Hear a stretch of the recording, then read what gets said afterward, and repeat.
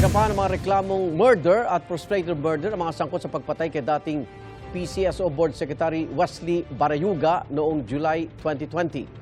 Kabilang sa kanila si dating PCSO General Manager Rohina Garma at dating Napolcom Commissioner Edilberto Leonardo na dati na itinanggi ang mga paratang. May unang balita si Salima Refran. Sinabi ko kay Sir Leonardo na dahil isang opisyal ng gobyerno ang target, mahalaga na magsagawa ako ng sarili kong verifikasyon. Ngunit sinabi niya na hindi na kinakailangan dahil ang utos ay mula kay GM Garma, dating Colonel Rohina Garma.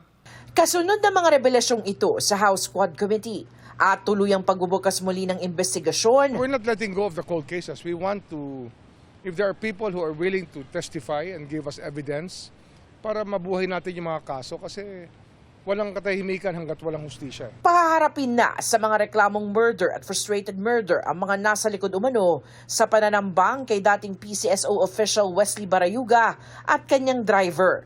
Bit-bit ang case files ng investigasyon ng Joint Task Force ng PNP-CIDG at NBI-OTCD.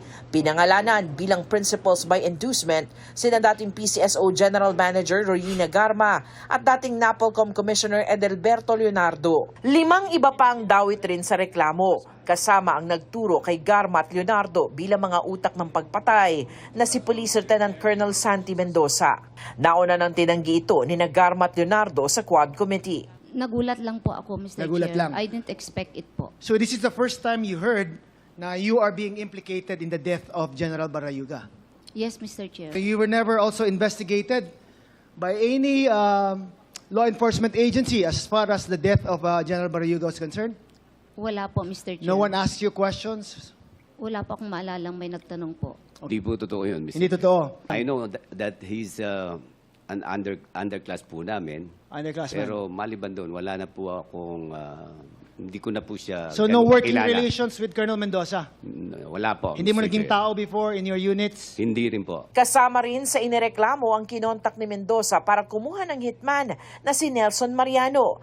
At ang kinuha umano nitong hitman na si alias Tox na isa rin palang pulis. Kinilala si alias Tox na si Police Senior Master Sergeant Jeremy Kausapin. Inireklamo rin ang isang alias Loloy at isa pang John Doe.